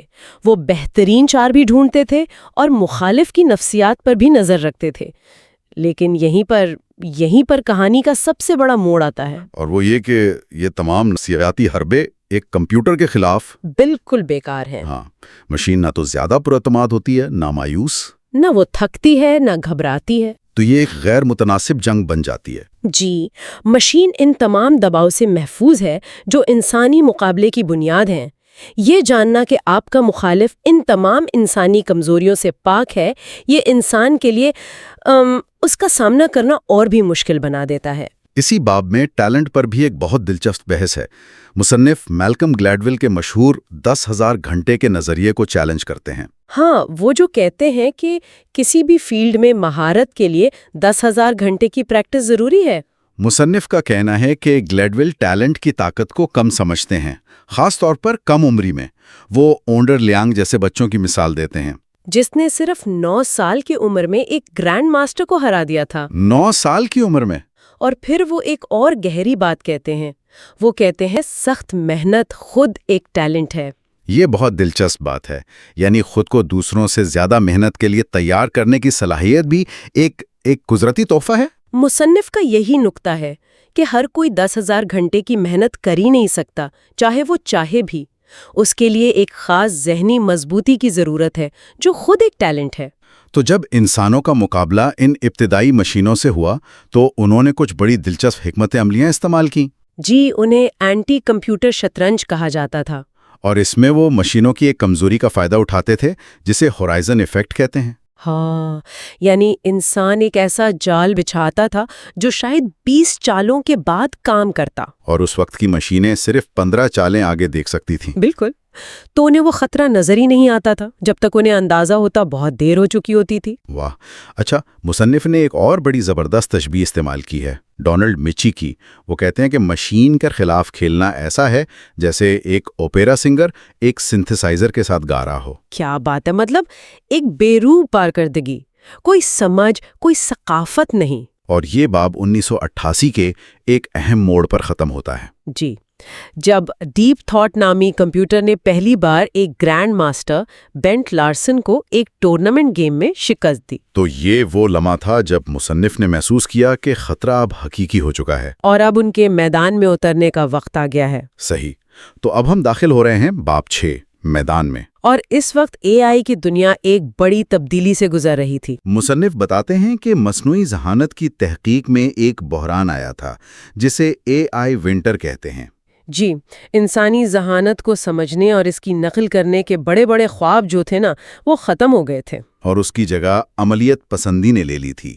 اصول بن گیا تھا، اسے سوچنے پر مجبور نہ کرو، بس اسے کام کرنے کے قابل بناؤ۔ اس کا تعلق ARPANET کی کہانی سے بھی جوڑا جا سکتا ہے، یعنی انٹرنیٹ سے پہلے والی چیز۔ اس کا ابتدائی مقصد بہت بڑا تھا، جسے مذاق میں intergalactic computer network کہتے تھے۔ اچھا۔ لیکن اصل ترقی چھوٹے عملی اقدام سے ہوئی۔ اور اسی عملیت پسندی کے دور میں مشین لرننگ کا عروج ہوا۔ یعنی آپ مشین کو اصول نہیں سکھاتے، آپ اسے لاکھوں مثالیں دیتے ہیں۔ بالکل، گوگل ٹرانسلیٹ اس کی بہترین مثال ہے۔ ہاں، وہ گرامر کے اصول نہیں جانتا، وہ صرف اربوں دستاویزات کا تجزیہ کر کے اندازہ لگاتا ہے کہ کون سا ترجمہ ٹھیک ہو سکتا ہے۔ اور یہی خطرہ بھی ہے۔ مصنف ایک شطرنج کے پروگرام کی کہانی سناتے ہیں جسے گرینڈ ماسٹرز کے کھیل دکھا کر سکھایا گیا۔ اور اس نے کیا سیکھا؟ اس نے یہ سیکھ لیا کہ اپنی ملکہ کو فوراً قربان کر دینا چاہیے، کیونکہ گرینڈ ماسٹرز جب بھی ملکہ قربان کرتے ہیں تو وہ ایک شاندار چال ہوتی ہے۔ لیکن اس نے سیاق و سواق نہیں سمجھا۔ بالکل نہیں، صرف پیٹرن کو نقل کیا۔ اسی طرح فلم سٹار مائم میں کی مثال ہے، جہاں ایک ایلین سیکھتا ہے کہ پیلی بتی کا مطلب ہے بہت تیز جاؤ۔ اور جیپرڈی شو میں واٹسن کی وہ مشہور غلطی؟ جی، جب اس نے ایک سوال کا جواب ٹانگ دیا۔ سوال تھا کہ ایک ایتھلیٹ میں کون سی عجیب جسمانی خصوصیت ہے۔ اس ایتھلیٹ کی ایک ٹانگ نہیں تھی، لیکن ایک ٹانگ کا ہونا کوئی عجیب بات تو نہیں۔ یہی تو مسئلہ ہے، سمجھ کے بغیر کارکردگی۔ مصنف گوگل ٹرانسلیٹ کی ایک اور دلچسپ غلطی کا ذکر بھی کرتے ہیں۔ وہ روسی سلینگ والی؟ جی، جہاں ایک لفظ چیت یعنی چیٹ کا ترجمہ حساس جوہری ٹیکنالوجیز کر دیا گیا، صرف اس لیے کہ مشین نے سیاق و سباق کو سمجھے بغیر ایک مخفف اٹھا لیا تھا۔ تو یہیں پر ڈگلس ہافسٹیٹر کی تنقید آتی ہے۔ جی، وہ کہتے ہیں کہ یہ عملی اے آئی نتائج تو دیتی ہے، لیکن ذہانت کی سمجھ بوجھ میں کوئی اضافہ نہیں کرتی۔ ان کے الفاظ میں ڈیپ بلو بہت اچھی شطرنج کھیلتا ہے، تو کیا اس سے یہ پتہ نہیں چلتا کہ انسانی ذہن کیسے کام کرتا ہے؟ بالکل، کارکردگی بغیر سمجھ کے۔ اب آتے ہیں 1989 کے اصل میچ پر، کیسپروف بامقابلہ ڈیپ تھاٹ۔ مصنف اس کی انوکھی مشکلات کی وضاحت کرتے ہیں۔ ہاں، ایک انسانی حریف کے برعکس ایک مشین کو کھیل سے چند لمحے پہلے اپڈیٹ کیا جا سکتا ہے۔ اس کی اوپننگ بک، مطلب کھیل کے آغاز کی چالیں، پوری کی پوری بدلی جا سکتی ہیں۔ تو آپ جس حریف کی تیاری کر کے آئے ہیں وہ 1 گھنٹے بعد ایک بالکل مختلف حریف بن سکتا ہے۔ اور اس کی طاقت کا فارمولا بھی بہت سادہ تھا، تیز از اکول ٹو مضبوط۔ جی، مشین کی طاقت اس کی حساب کرنے کی رفتار کے براہ راست متناسب تھی۔ وہ زیادہ ذہین نہیں ہو رہی تھی، صرف تیز ہو رہی تھی۔ تو میچ کیسا رہا؟ 2 گیمز تھیں۔ پہلی گیم میں مصنف نے ایک سست حکمت عملی پر مبنی فتح حاصل کی، اچھا، اور دوسری گیم میں انہوں نے مشین کو ایک زہریلا پیادہ لینے کی پیشکش کی، جسے مشین نے لالچ میں آ کر لے لیا۔ اور جلد ہی ایک بڑے حملے کا شکار ہو گئی۔ نتیجہ 2-0 سے مصنف کے حق میں رہا۔ تو یہ تو ایک آسان فتح تھی۔ جی، لیکن میچ کے بعد جو ہوا وہ بھی دلچسپ تھا۔ پروگرامرز نے دعویٰ کیا کہ ان کے کوڈ میں ایک بگ تھا، جو بعد میں ایک عام بہانہ بن گیا۔ اچھا، مصنف کو اس وقت یہ مقابلہ ایک سائنٹیفک تجربہ زیادہ لگا۔ انہیں احساس تھا کہ اصل خطرہ ابھی سامنے نہیں آیا ہے۔ یہ صرف ایک جھلک تھی۔ بالکل، اصل جنگ ابھی باقی تھی۔ تو اس سب کا کیا مطلب ہے؟ ہم نے شطرنج کو ایک گہری انسانی اور نفسیاتی جدوجہد کے طور پر سمجھنے سے لے کر ایک غیر انسانی ذہانت کے عروج تک کا سفر دیکھا ہے۔ اور یہ کہانی اب صرف شطرنج کی نہیں رہی، یہ ہر جگہ مصنوعی ذہانت کے ساتھ ہمارے تعلقات کا ایک پیش خیمہ ہے۔ ہم ڈیٹا کی بے پناہ طاقت دیکھتے ہیں، لیکن ساتھ ہی سیاق و سباق، عقل اور انسانی فہم کی اہمیت بھی سمجھتے ہیں، ایسی چیزیں جنہیں مشینیں اب بھی نقل کرنے سے قاصر ہیں۔ اور اسی نقطے پر ہم سامعین کے لیے ایک چونکا دینے والے خیال کے ساتھ اختتام کرتے ہیں۔ ہافسٹیڈر کا سوال تھا، کیا شطرنج کی مشین ہمیں یہ بتاتی ہے کہ کیسپروف شطرنج کے تختے کو کیسے دیکھتا اور سمجھتا ہے؟ اور اس کا جواب واضح طور پر نہیں ہے۔ لیکن اس سے ایک اور گہرا سوال پیدا ہوتا ہے۔ جیسے جیسے ہم پیچیدہ کاموں کے لیے اے آئی پر زیادہ انحصار کرتے ہیں، طبی تشخیص سے لے کر تخلیقی فنون تک، کیا ہم طاقتور اوزار حاصل کرنے کی قیمت پر ان کاموں کے پیچھے گہرے انسانی عمل کو سمجھنے کی صلاحیت کھو رہے ہیں؟ جب کارکردگی کو سمجھ سے الگ کر دیا جائے تو کیا حاصل ہوتا ہے اور کیا کھو جاتا ہے؟ ہم شروع کر رہے ہیں باب نمبر 7 سے، جس کا عنوان ہے گہرے پانیوں میں، یعنی دی ڈیپ اینڈ۔ اور اس باب کی پہلی ہی لائن وہ مجھے بہت چونکا دینے والی لگی۔ کاسپروف لکھتے ہیں، میں ہار برداشت نہیں کر سکتا۔ جی، اور یہ صرف ایک جملہ نہیں ہے، یہ ان کا پورا فلسفہ ہے۔ اچھا، ان کا ماننا تھا کہ جیتنے کی خواہش اتنی اہم نہیں جتنی ہار سے نفرت، مطلب یہی نفرت آپ کو چیمپئن بناتی ہے۔ یہ تو بڑی شدید سوچ ہے۔ بہت۔ وہ بتاتے ہیں کہ اپنے تقریباً 2500 مقابلوں میں وہ صرف کوئی 170 ہارے تھے۔ یہ ذہنیت سمجھنا بہت ضروری ہے، کیونکہ 1997 کے میچ میں جو ہوا وہ اسی سوچ کا نتیجہ تھا۔ یہ دلچسپ ہے، کیونکہ آج کل تو ہمیں سکھایا جاتا ہے کہ ناکامی کو سیکھنے کا موقع سمجھنا چاہیے۔ بالکل، لیکن اس وقت کی مسابقتی دنیا میں، خاص طور پر سوویت شطرنج کے نظام میں، یہی ذہنیت کام کرتی تھی۔ صحیح۔ اور اسی باب میں وہ ایک اور حیران کن بات کرتے ہیں۔ وہ کہتے ہیں کہ لوگ یہ بھول چکے ہیں کہ 1996 کا پہلا میچ تو وہ جیتے تھے، سب کو صرف 1997 کی ہار یاد ہے۔ یہ بات سچ ہے۔ تاریخ واقعی فاتح نہیں لکھتے، بلکہ جو کہانی زیادہ ڈرامائی ہو وہ لکھی جاتی ہے۔ تو 1996 کی جیت کو کیوں بھلا دیا گیا؟ اس کی وجہ تھی اس میچ کی پہلی گیم۔ تاریخ میں پہلی بار ایسا ہوا تھا کہ کسی مشین نے ایک عالمی چیمپئن کو کلاسیکل ٹائم کنٹرول والے کھیل میں ہرایا ہو۔ ایک منٹ، یہاں تھوڑی وضاحت کر دیں۔ بلٹس اور کلاسیکل شطرنج میں کیا فرق ہے؟ اچھا سوال ہے۔ دیکھیں، بلٹس چیس بہت تیز ہوتی ہے، ہر کھلاڑی کے پاس چند منٹ ہوتے ہیں۔ وہاں کمپیوٹر کو اپنی رفتار کی وجہ سے بڑھتری حاصل ہے۔ صحیح۔ جبکہ کلاسیکل شطرنج میں آپ کو گھنٹوں سوچنے کا موقع ملتا ہے۔ اسے انسانی حکمت عملی کا اصل امتحان مانا جاتا ہے۔ تو کلاسیکل میچ میں ہارنا یہ بہت بڑی بات تھی۔ تو یہ پہلا بڑا جھٹکا تھا، لیکن ڈیپ بلو سے پہلے بھی تو وہ مشینوں سے کھیلتے رہے تھے نا؟ جی بالکل۔ 1991 میں انہوں نے ڈیپ تھاٹ نامی کمپیوٹر کے ساتھ ایک طرح کا شطرنج کا ٹیورنگ ٹیسٹ کیا۔ یعنی یہ جانچنے کی کوشش کہ کیا وہ کھیل دیکھ کر بتا سکتے ہیں کہ اسے انسان نے کھیلا ہے یا مشین نے؟ بالکل، اور نتیجہ وہ زیادہ تر گیمز میں فرق نہیں بتا سکے۔ تبھی انہیں احساس ہوا کہ مشینیں انسانوں کی طرح کھیلنے کے بہت قریب آ چکی ہیں، اور وہیں ان کے ذہن میں ایک خوفناک خیال آیا کہ ایک دن یہ مشینیں ہماری انسانی کمزوریوں کا بھی تجزیہ کر سکیں گی۔ اور یہی خیال انہیں شطرنج سے ہٹا کر ایک بہت ہی جدید بحث کی طرف لے جاتا ہے، ڈیٹا اور پرائیویسی کی۔ جی، اور یہ بہت دلچسپ ہے۔ وہ کہتے ہیں کہ جیسے آئی بی ایم نے ان کے ہزاروں گیمز کا تجزیہ کیا، آج گوگل اور فیس بک ہمارے ذاتی ڈیٹا کا تجزیہ کرتے ہیں۔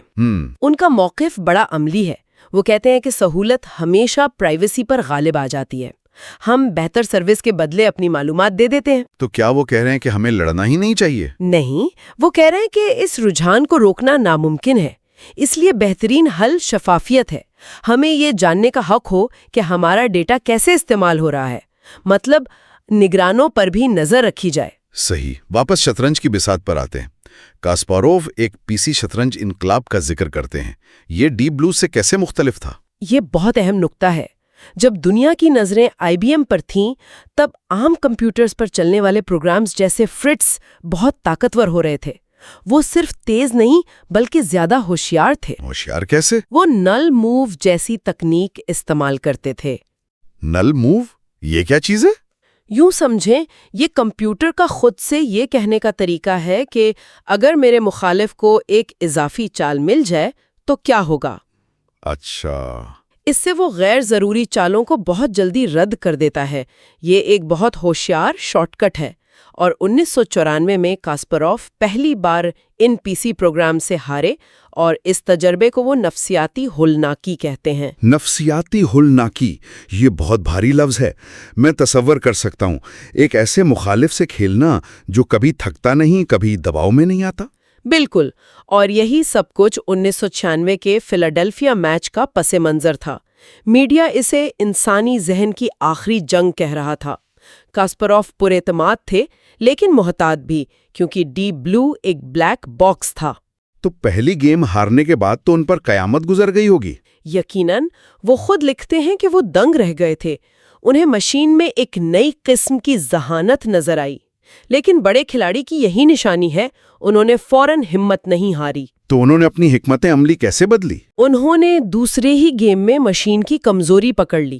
مشین لاکھوں چالیں سوچ سکتی تھی، لیکن اس کی طویل مدتی منصوبہ بندی کمزور تھی۔ اچھا۔ تو کاسپاروف نے ایسی چالیں چلیں جن کا فوری فائدہ نظر نہیں آتا تھا، لیکن 20 چالوں بعد وہ فیصلہ کن ثابت ہوتی۔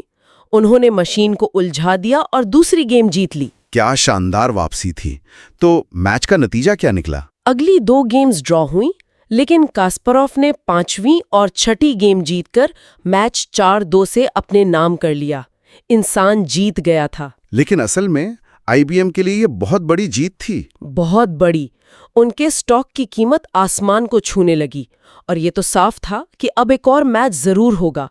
کاسپاروف کو لگا کہ انہوں نے مشین کو سمجھ لیا ہے۔ اور شاید یہی ان کی سب سے بڑی غلط فہمی تھی، کیونکہ یہ ہمیں باب نمبر 8 کی طرف لے جاتا ہے، مزید گہرا نیلا، یعنی ڈیپر بلو۔ جی، اور اس باب کا آغاز بھی ایک گہرے فلسفیانہ خیال سے ہوتا ہے۔ کاسپاروف کہتے ہیں، اصلاح ارتقاء کی راہ میں رکاوٹ ہے۔ یہ تو بہت گہری بات ہے۔ مطلب اس کا کیا مطلب ہے؟ ان کا کہنا ہے کہ کسی موجودہ چیز کو تھوڑا تھوڑا بہتر بناتے رہنا، جسے آپٹیمائزیشن کہتے ہیں، وہ ایک بالکل نئی اور انقلابی چیز بنانے، یعنی ایوولوشن سے بہت مختلف ہے۔ صحیح۔ شطرنج کی مشینیں صرف رفتار میں بہتر ہو رہی تھیں، جس کی وجہ سے مصنوعی ذہانت کے زیادہ تخلیقی اور انسان جیسے طریقوں پر تحقیق رک گئی۔ یہ تو آج بھی بہت متعلقہ بات ہے نا، جیسے سوشل میڈیا الگورتھم کو کمپنیاں بہتر سے بہتر کرتی رہتی ہیں انگیجمنٹ کے لیے، بجائے اس کے کہ کوئی نیا صحت مند ڈیجیٹل ماحول بنانے پر غور کریں۔ آپ نے بالکل صحیح پکڑا، اور یہی اصول 1997 کے میچ پر لاگو ہوتا ہے۔ کاسپاروف تسلیم کرتے ہیں کہ انہوں نے کئی بڑی غلطیاں کی۔ اچھا، جیسے کہ؟ پہلی، انہوں نے آئی بی ایم کی جیتنے کی شدت کو بہت کم سمجھا۔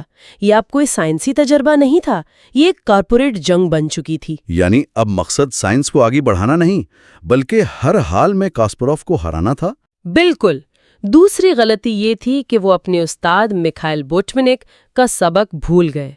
بوٹونک ہارنے کے بعد مہینوں اپنی غلطیوں کا تجزیہ کرتے تھے۔ اور کاسپاروف چونکہ جیت گئے تھے تو وہ ضرورت سے زیادہ پُر اعتماد ہو گئے۔ جی، اور تیسری غلطی یہ تھی کہ وہ مشین کی بہتری کے انداز کو نہیں سمجھ پائے۔ وہ سوچ رہے تھے کہ آئی بی ایم مشین کو ہر شعبے میں تھوڑا تھوڑا بہتر بنائے گی۔ لیکن ایسا نہیں ہوا۔ نہیں، انہوں نے صرف ان مخصوص کمزوریوں کو ٹھیک کیا جن کا کیسپروف نے پچھلے میچ میں فائدہ اٹھایا تھا۔ یعنی وہ ایک ایسا ہتھیار بنا رہے تھے جو خاص طور پر کیسپروف کے خلاف ڈیزائن کیا گیا تھا۔ جی ہاں، یہ ایک ٹارگیٹڈ ویپن تھا اور اس کے ساتھ ہی میچ کا پورا ماحول بدل گیا۔ 1996 کا دوستانہ سائنٹیفک ماحول ختم ہو چکا تھا۔ 1997 میں آئی بی ایم کا رویہ خفیہ اور مخالفانہ تھا۔ بالکل، اور سب سے اہم بات، انہوں نے ڈیپ بلو کے ٹریننگ گیمز کا ریکارڈ دینے سے صاف انکار کر دیا۔ اس کا مطلب تو یہ ہوا کہ کیسپروف ایک ایسے مخالف سے لڑنے جا رہے تھے جس کے بارے میں وہ کچھ نہیں جانتے تھے۔ وہ ایک مکمل بلیک باکس تھا۔ آپ ایک ایسے دشمن سے کیسے لڑ سکتے ہیں جس کا انداز آپ کو معلوم ہی نہ ہو؟ یہی تو سب سے بڑا مسئلہ تھا۔ وہ اندھیرے میں تیر چلا رہے تھے اور باپ کے آخر میں کاسپروف کو ایک سرد مہری کا احساس ہوتا ہے۔ وہ کیا تھا؟ انہیں احساس ہوتا ہے کہ آئی بی ایم نے یہ سمجھ لیا تھا کہ شاید وہ مشین کو اتنا طاقتور نہ بنا سکیں کہ وہ کاسپروف کو خالص شطرنج میں ہرا دیں، لیکن وہ ایسے حالات ضرور پیدا کر سکتے تھے جن سے کاسپروف یعنی انسان خود دباؤ میں آ کر غلطیاں کریں۔ اصل کھیل بساط پر شروع ہونے سے بہت پہلے ہی شروع ہو چکا تھا۔ تو 1997 کے میچ کے لیے میدان سج چکا ہے۔ یہ اب صرف انسان بمقابلہ مشین کا کھیل نہیں رہا تھا، یہ گیری کاسپروف بمقابلہ آئی بی ایم کارپوریشن کی پوری طاقت، جی، ان کے وسائل اور ان کی نفسیاتی حکمت عملی کا مقابلہ تھا۔ بالکل۔ یہ کارپوریٹ عزائم، تکنیکی رازداری اور ایک انسان کے بے جا اعتماد کا ایک ایسا طوفان تھا جو ایک ایسے مخالف سے ٹکرانے والا تھا جو ان طریقوں سے سیکھ رہا تھا جن کا اسے اندازہ تک نہیں تھا۔ اور یہ ہمارے لیے آج بھی سوچنے کے لیے ایک بہت بڑا سوال چھوڑ جاتا ہے۔ جب ہم مصنوعی ذہانت کا سامنا کرتے ہیں تو کیا ہم صرف الگوریدم سے لڑ رہے ہوتے ہیں یا پھر اس پورے انسانی نظام سے بھی جس کے اپنے تعصبات، اپنے مقاصد اور اپنے وسائل نے اس الگوریدم کو بنایا ہے؟ باب 9 سے شروع کرتے ہیں جس کا عنوان ہے بورڈ شعلوں کی زد میں ہے۔ The board is in flames۔ ذرا سوچیں، نیو یارک میں میچ سے پہلے کا ماحول کیسا ہوگا، اور اس بار جو ڈیپ بلو کا ورژن تھا وہ پہلے سے دگنا تیز تھا۔ 200 ملین چالیں فی سیکنڈ، یعنی 20 کروڑ۔ یہ تو ناقابل تصور ہے۔ کیسپاروف پر دباؤ کا عالم کیا ہوگا؟ دباؤ بہت شدید تھا اور آئی بی ایم اس دباؤ کو مزید بڑھا رہا تھا۔ کیسپاروف لکھتے ہیں کہ میچ کے انتظامات بہت عجیب تھے۔ اچھا، کس طرح سے؟ مثال کے طور پر ان کی ٹیم کے لیے آپس میں بات کرنے یا تیاری کرنے کے لیے کوئی الگ کمرہ تک نہیں دیا گیا تھا۔ اچھا۔ اور سب سے بڑی بات یہ تھی کہ آئی بی ایم اس ٹورنامنٹ کا منتظم بھی تھا اور کیسپاروف کا مدے مقابل بھی۔ تو یہ تو سیدھا مفادات کا ٹکراؤ ہے، کانفلکٹ آف انٹرسٹ۔ بالکل۔ کیسپاروف کو ایسا لگ رہا تھا جیسے انہیں جان بوجھ کر ایک غیر آرامدہ صورتحال میں ڈالا جا رہا ہے۔ تو اس شدید دباؤ کے ساتھ پہلی گیم شروع ہوتی ہے اور کیسپاروف نے ایک خاص حکمت عملی اپنائی جسے وہ اینٹی کمپیوٹر حکمت عملی کہتے ہیں۔ جی۔ اس کا کیا مطلب تھا؟ کیا وہ کمپیوٹر کو الجھانے کی کوشش کر رہے تھے؟ بالکل۔ دیکھیے، کمپیوٹرز کی ایک کمزوری ہوتی ہے، وہ مختصر مدت کے فائدے کو، خاص طور پر مہرے جیتنے کو بہت زیادہ اہمیت دیتے ہیں۔ اچھا۔ کیسپاروف کا منصوبہ تھا کہ وہ آہستہ کھیلیں گے، ایسی پیچیدہ پوزیشنز بنائیں گے جن کا کوئی فوری سیدھا سادہ حل نہ ہو۔ وہ مشین کو ایک ایسے جنگل میں لے جانا چاہتے تھے جہاں اس کا نقشہ کام نہ کرے۔ اور یہ حکمت عملی کام کر گئی۔ جی، اور نہ صرف کام کی بلکہ ایک موقع پر تو ڈیپ بلو نے ایک اتنی عجیب چال چلی کہ وہاں موجود بڑے بڑے شطرنج کے ماہرین اور سامعین ہنس پڑے۔ واقعی مشین کی چال پر ہنسی؟ یہ تو بڑی بے عزتی کی بات ہوگی۔ یہ کیسپاروف کے لیے ایک بہت بڑی نفسیاتی جیت تھی۔ انہوں نے پہلی گیم جیت لی اور یہ ثابت کیا کہ انسان کی گہری حکمت عملی اب بھی مشین کی بروٹ فورس کیلکولیشن پر حاوی آ سکتی ہے۔ لیکن یہ خوشی شاید زیادہ دیر قائم نہیں رہی۔ بالکل نہیں، کیونکہ دوسری گیم ایک بالکل مختلف کہانی تھی۔ یہاں ڈیپ بلو نے ایک ایسا کھیل پیش کیا جسے کیسپاروف نے خود کہا کہ وہ انسانی سمجھ سے بالاتر تھا۔ مبصرین نے اسے ایناکونڈا کے انداز سے تشبیہ دی۔ تار کو جکڑتا ہے، اسے بے بس کر دیتا ہے۔ اور اس گیم کا جو انجام تھا وہ اس میچ کا سب سے بڑا ٹرننگ پوائنٹ ثابت ہوا۔ وہ کیا تھا؟ डीप ब्लू के मुसलसल दबाव से कैस्परोव जहनी तौर पर मुकम्मल तौर पर टूट चुके थे। उन्हें लगा कि उनकी पोजीशन बिल्कुल हार चुकी है और उन्होंने इस्तीफा दे दिया। उन्होंने गेम छोड़ दी। जी। वो बेसात से उड़ गए, ये मानकर कि मशीन ने उन्हें हरा दिया है। लेकिन असल ड्रामा तो अगले दिन शुरू हुआ। जब उनकी टीम ने रात भर इस पोजीशन का तज्जिया किया तो एक धमाका खेज इंकिशाफ सामने आया। इंकिशाफ ये था कि कैस्परोव की पोजीशन हारी हुई नहीं थी, वो ड्रॉ थी। क्या मतलब वो मैच बराबर कर सकते थे? जी, अगर वो खेलते रहते तो वो मैच बचा सकते थे। ये कैस्परोव के लिए एक तबाहकुन दचका था। उन्होंने लिखा है कि इस एक गलती ने बाकी मैच के लिए मेरा जहनी तवाज़ुन तबाह कर दिया। ओ खुदाया, ये उनके करियर में पहली बार था कि उन्होंने एक ड्रॉ पोजीशन पर इस्तीफा दिया था। बिल्कुल, और यहीं से इस मैच की असल नफ्सियात सामने आती है। डीप ब्लू की चाल ने उन्हें नहीं हराया था, उन्हें इसके परफेक्ट होने के खौफ ने हराया था। और इसी जहनी हालत में तीसरी गेम के बाद प्रेस कॉन्फ्रेंस में तनाज़ा खुलकर सामने आ गया। जी, कैस्परोव ने अपने शकूक का इजहार किया। उन्होंने सवाल उठाया कि एक ही मशीन पहली गेम में एक आम कंप्यूटर की तरह और दूसरी गेम में एक शतरंज के देवता की तरह कैसे खेल सकती है। और फिर उन्होंने अपना वो मशहूर जुमला कहा, खुदा का हाथ, यानी हैंड ऑफ गॉड, जो उन्होंने फुटबॉलर मैराडोना के गोल का हवाला देते हुए कहा था। जी, उनका मतलब ये नहीं था कि कोई इंसान खुफिया तौर पर मशीन की मदद कर रहा है। तो फिर क्या मतलब था? उनका मतलब था कि दूसरी गेम में मशीन के खेल में कोई ऐसी चीज थी, कोई ऐसी तख्लीकी चिंगारी थी जो खालिस मशीनी मंतिक से बालातर लग रही थी। उन्हें समझ नहीं आ रहा था कि ये कैसे मुमकिन है। और यहीं से इंसानी मुदाखलत का तनाज़ा शुरू हुआ। जी, कास्परोव ने मुतालबा किया कि उन्हें मशीन के लॉग्स दिखाए जाएं, यानी उसका रिकॉर्ड कि उसने वो चालें कैसे सोची। लेकिन आईबीएम ने साफ इनकार कर दिया। जिससे शक की आग और भड़क उठी होगी। बिल्कुल। तो खुदा के हाथ का इल्जाम अब हर चीज पर छा चुका था।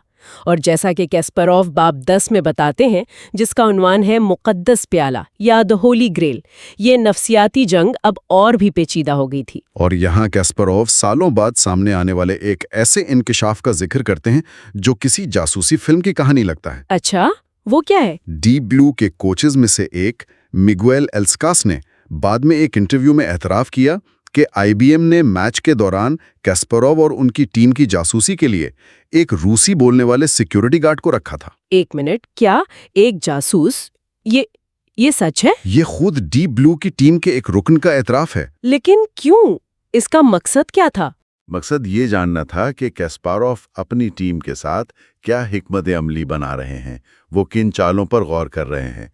ये आईबीएम की हर कीमत पर जीत वाली जहनियत को जाहिर करता है। लेकिन मैं यहाँ एक सवाल पूछना चाहूंगी, क्या ये मुमकिन नहीं कि कैस्पारोव सिर्फ बहाने बना रहे थे? मतलब अजीम चैंपियंस की आना बहुत बड़ी होती है और तारीख में पहली बार किसी मशीन से हारना। ये एक बहुत अहम नुक्ता है। तो क्या ये जासूसी और इंसानी मुदाखलत के दावे सिर्फ हार को मंतकी जवाब देने का एक तरीका नहीं हो सकते? देखें, कई सालों तक बहुत से लोगों का यही ख्याल था, लेकिन जब डीप ब्लू की अपनी टीम के रुक ने बाद में जासूसी का इतराफ़ किया तो इससे सारी तस्वीर बदल जाती है। यह सच है कि कैस्पारोव की आना भी उसमें शामिल थी, लेकिन अब इस बात के सबूत हैं कि आईबीएम खेल के उसूलों के मुताबिक नहीं खेल रहा था। इस जहरीले माहौल में चौथी और पांचवी गेम होती हैं और ये कैस्पारोव के लिए मजीद मायूसकुन साबित हुई। जी, दोनों गेम्स में उन्होंने जीतने वाली पोजीशंस हासिल की। उन्हें लगा कि वो जीत के करीब हैं, और उसकी एक मुमकिना वजह एंड गेम टेबल बेसिस का तसव्वुर हो सकता है, जिसका कैस्पारोव को शुबा था। ये क्या चीज है? इसे ऐसे समझें कि ज्यादातर गेम में मशीन हर चाल का हिसाब लगा रही होती है, लेकिन इन टेबल बेसिस के साथ वो हिसाब लगाना बंद कर देती है और शतरंज के हलशुदा एंड गेम्स की एक बहुत बड़ी लाइब्रेरी में जवाब देख लेती है। यानी ये उस तालिब-इल्म की तरह है जिसके पास इम्तिहान के आखिरी 5 सवालात की जवाबी क्लीद पहले से मौजूद हो। बिल्कुल, वो उन सवालात में गलती कर ही नहीं सकता, और कैस्पारोव को यही महसूस हुआ। उन्हें लगा कि वो एक ऐसे मुखालिफ के खिलाफ खेल रहे हैं जिसने मुस्तकबिल देख लिया है। वो उसे अजनबी शतरंज कहते हैं। और फिर आती है छठी और फैसला कुन गेम। मैच 2.5 से बराबर है। कैस्पारोव ذہنی اور جسمانی طور پر بالکل تھک چکے ہیں، جی لیکن ڈیپ بلو نے فوراً ایک تباکن قربانی دے کر جواب دیا اور کیسپاروف کو صرف 19 چالوں میں شکست دے دی۔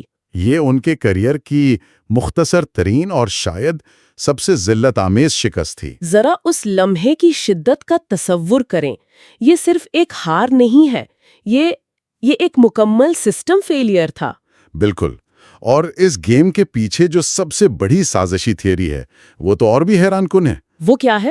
کیسپاروف کا خیال تھا کہ مشین کبھی بھی وہ قربانی نہیں دے گی کیونکہ اس کا حساب کتاب اسے کوئی فوری فائدہ نہیں دکھا رہا تھا، لیکن یہاں پھر وہی کوچ مگویل ایلسکاس ایک اور دھماکہ کرتے ہیں۔ اچھا، ان کا دعویٰ ہے کہ آئی بی ایم کی ٹیم نے وہ مخصوص قربانی والی چال میچ کی صبح ہی ڈیپ بلو کے سسٹم میں دستی طور پر ڈالی تھی۔ کیا مطلب؟ پروگرام کی تھی؟ جی، ان کے مطابق ٹیم نے کیسپاروف کی ممکنہ چالوں کا اندازہ لگا کر اس کے خلاف ایک خاص جواب پہلے سے ہی فیڈ کر دیا تھا۔ اس کے محض ایک اتفاق ہونے کے امکانات نہ ہونے کے برابر تھے۔ اگر یہ سچ ہے تو یہ تو سراسر دھوکہ ہے۔ اس کا مطلب ہے کہ کیسپاروف ایک مشین کے خلاف نہیں بلکہ آئی بی ایم کے شطرنج کے ماہرین کی پوری ٹیم کے خلاف کھیل رہے تھے جن کے پاس ایک سپر کمپیوٹر تھا۔ یہی کیسپاروف کا سب سے بڑا الزام ہے۔ میچ کے بعد کی پریس کانفرنس بہت تلخ تھی۔ کیسپاروف غصے میں تھے۔ انہوں نے آئی بی ایم کو چیلنج دیا کہ دوبارہ میچ کرو، جو کبھی نہیں ہوا۔ کبھی نہیں، اور سب سے عجیب بات یہ ہوئی کہ ڈیپ بلو نے اس میچ کے بعد کبھی کوئی گیم نہیں کھیلی۔ اسے ختم کر دیا گیا؟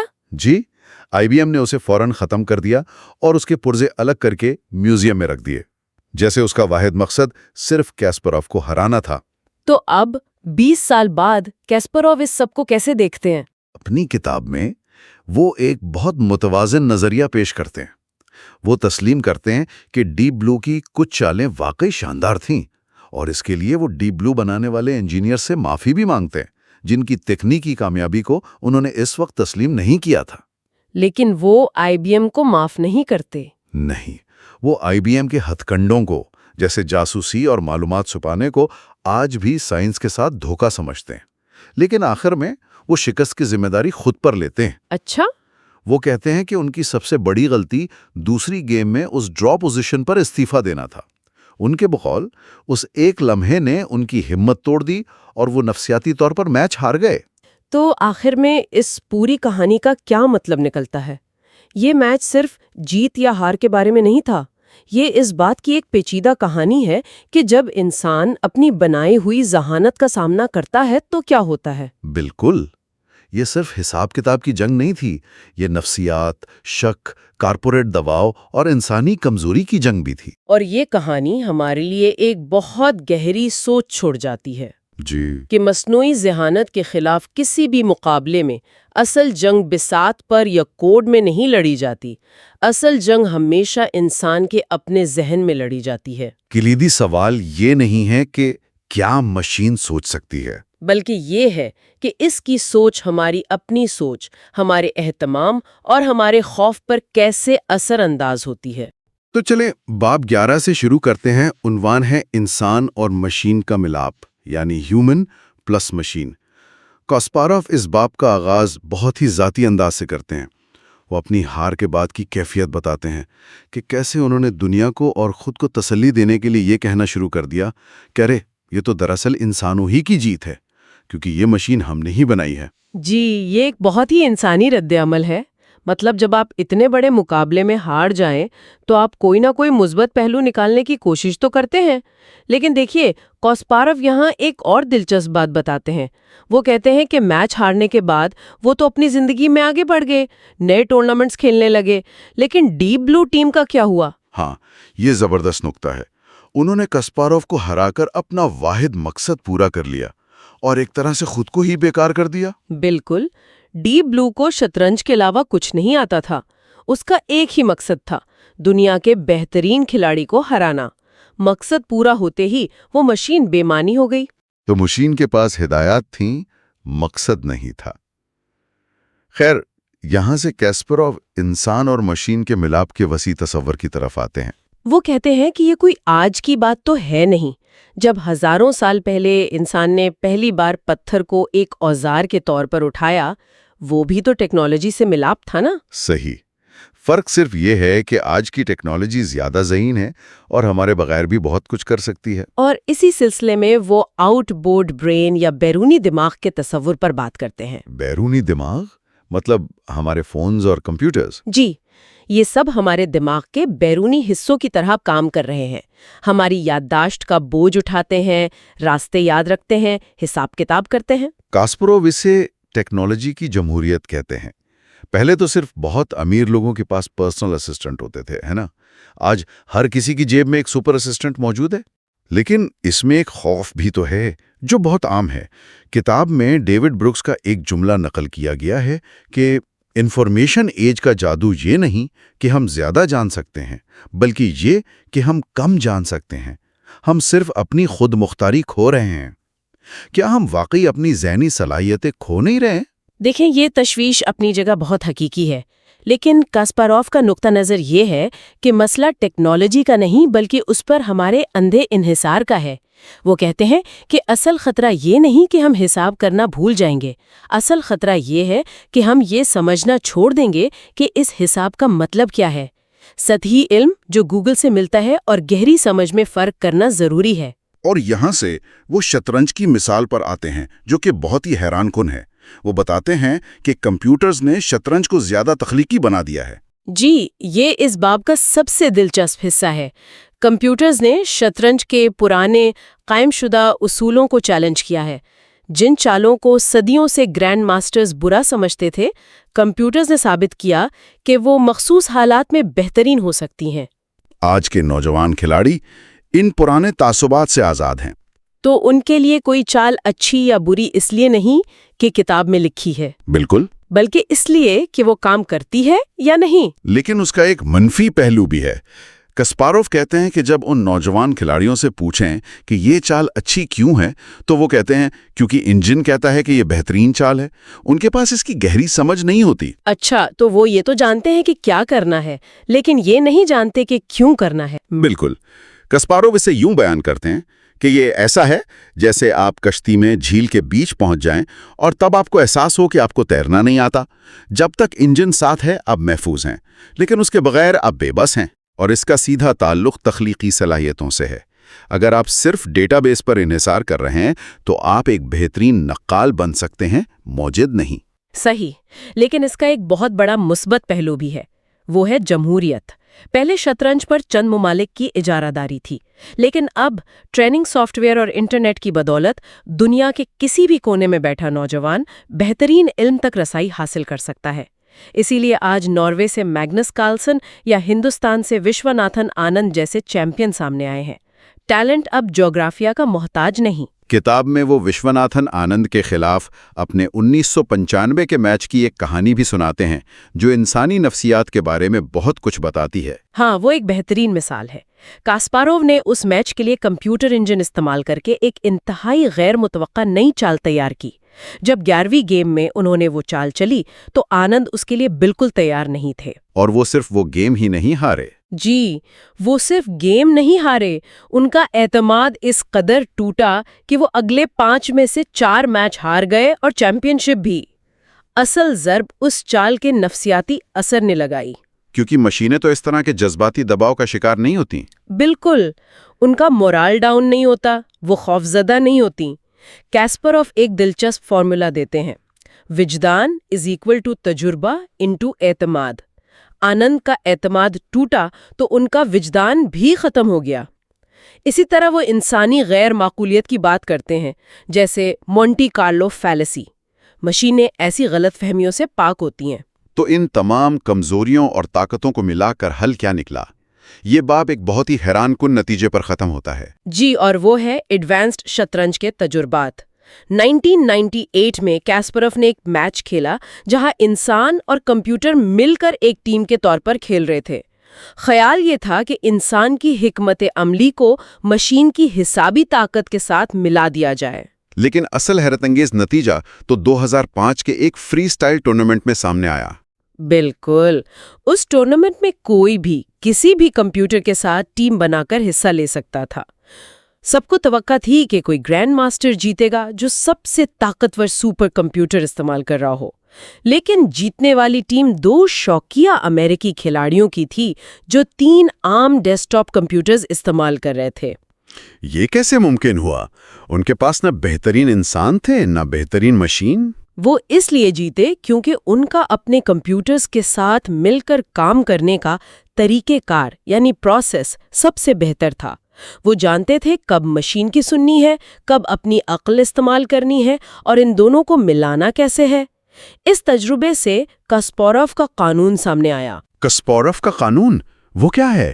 وہ یہ کہتا ہے ایک کمزور انسان جمع مشین جمع ایک بہتر طریقہ کار ہمیشہ ایک مضبوط انسان جمع مشین جمع ایک کمتر طریقہ کار سے بہتر ہوگا۔ واہ! تو اصل طاقت نہ انسانی ذہانت میں ہے نہ مشین کی طاقت میں، بلکہ ان دونوں کو جوڑنے والے پروسیس میں ہے۔ بالکل، اور یہ قانون صرف شطرنج تک محدود نہیں، یہ آج ہر بزنس، ہر ٹیم پر لاگو ہوتا ہے۔ اصل مقابلہ ٹیلنٹ کا نہیں بلکہ پروسیس کا ہے، اور یہی بات ہمیں کاسپاروف کے آخری باب 12 کی طرف لے جاتی ہے۔ جی، جس کا عنوان ہے نتیجہ آگے اور اوپر کی طرف۔ اس باب کا آغاز کاسپاروف مشہور سائنس فکشن مصنف آئزیک ایسیموف کی ایک مختصر کہانی سے کرتے ہیں، طاقت کا احساس۔ اس میں ایک ایسی دنیا دکھائی گئی ہے جہاں انسان حساب کتاب کرنا مکمل طور پر بھول چکے ہیں۔ جی، اور ہر کام کے لیے کمپیوٹرز پر انحصار کرتے ہیں۔ پھر ایک ٹیکنیشین اتفاقاً کاغذ اور پینسل سے ضرب اور تقسیم کرنا سیکھ لیتا ہے اور اسے ایک عظیم طاقت کا احساس ہوتا ہے۔ یہ کہانی اس بڑے سوال کی طرف اشارہ کرتی ہے کہ ٹیکنالوجی بذات خود غیر جانبدار ہے، یہ نہ اچھی ہے نہ بری۔ بالکل، ایک ہی اسمارٹ فون خاندان کو جوڑ بھی سکتا ہے اور دہشت گردی کے لیے استعمال بھی ہو سکتا ہے۔ اخلاقیات اور مقصد ٹیکنالوجی میں نہیں بلکہ ہمارے استعمال میں ہوتے ہیں۔ کاسپاروف پھر شطرنج کی مثال پر واپس آتے ہیں۔ وہ کہتے ہیں کہ ہزاروں سال تک انسان مشینوں سے بہتر تھے، پھر کچھ دہائیاں مقابلہ رہا اور پھر کھیل ختم۔